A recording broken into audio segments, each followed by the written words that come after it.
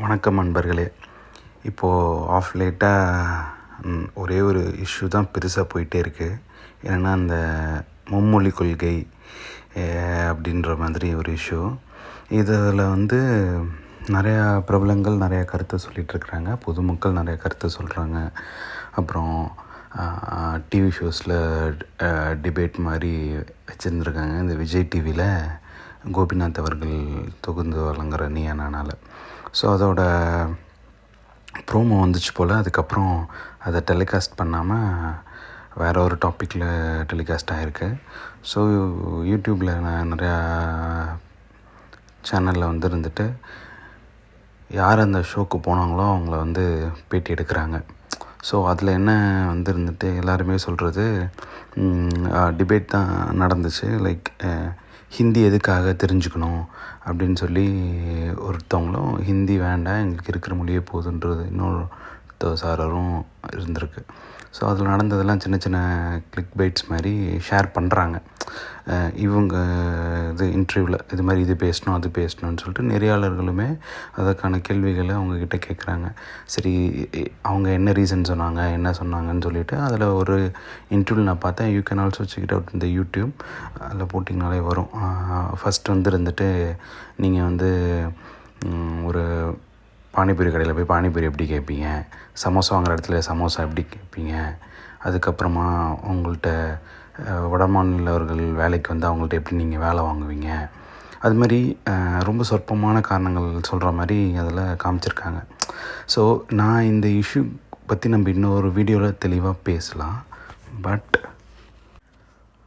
அங்கே என்ன நடந்துச்சுன்றதை இருந்துட்டு கொஷின்ஸை தான் ஷேர் பண்ணிக்க முடியுமே தவிர மேனேஜ்மெண்ட் வைஸ் என்ன நடந்துச்சுன்றது தெரியல. பிகாஸ் சில பேர் சொல்கிறது டிஸ்னி ஹாட்ஸ்டாரை ஜியோ ஹாட்ஸ்டார் வாங்கினனால யூ கேன் கனெக்ட் பண்ணி பார்த்துக்குங்க. லைக் அதனால தான் அவங்க இருந்துட்டு அலையன்ஸ் எந்த அலையன்ஸாக இருக்குன்னு உங்களுக்கே தெரியும். ஸோ அதனால தான் அவங்க எடுத்திருப்பாங்கன்னு சொல்லிட்டு. ஸோ இதில் டாப்பிக்கை தாண்டி இதில் எப்படி கொண்டுட்டு போயிட்டாங்கன்னா, யூடியூப் சேனலில் கோபிநாத்தை வெளியில் எடுத்துட்டாங்க, விஜய் டிவிக்கும் அவருக்கும் சண்டை, அதனால் வெளியே தள்ளிட்டாங்க, ஸோ வி ஸ்டாண்ட் வித் கோபிநாத்னு சொல்லிட்டு சில பேர் போடுறாங்க. நான் அது எதுவுமே தப்பு சொல்ல. கண்டிப்பாக அப்படி ஒரு சுச்சுவேஷன் வருதுன்னா definitely we should stand with Gopinath. Because he has lot of ideology உள்ள மனுஷன்தான் அவர்.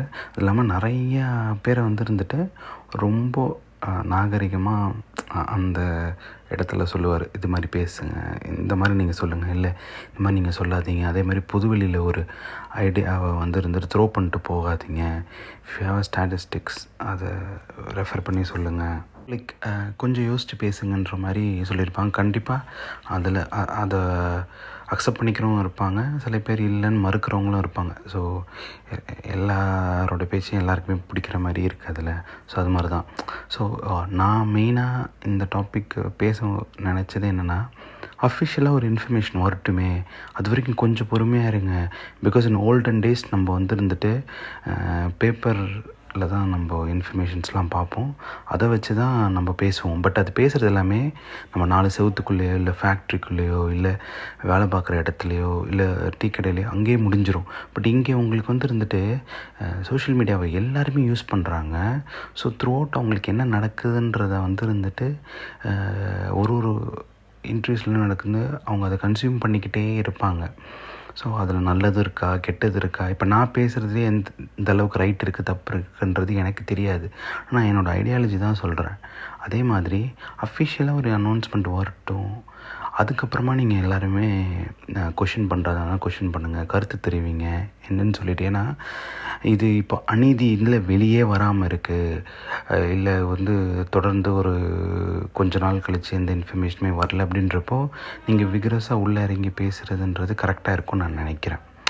பட் அதுக்கு முன்னாடி நம்ம ஒரு ஃபால்ஸ் இன்ஃபர்மேஷன் போயிடுச்சுன்னா அவரோட க்ரெடிபிலிட்டியும் அது பாதிக்கிற மாதிரி இருக்கும். லைக் ஏன்னா ஒரு கூட்டத்தில் டக்குன்னு வார்த்தை என்ன விட்டுருவாங்கன்னா, he has appointed some PR, அவர் தான் இருந்துட்டு இந்த இன்ஃபர்மேஷன்லாம் ஸ்ப்ரெட் அவுட் பண்ண சொன்னார் அப்படின்ற மாதிரி.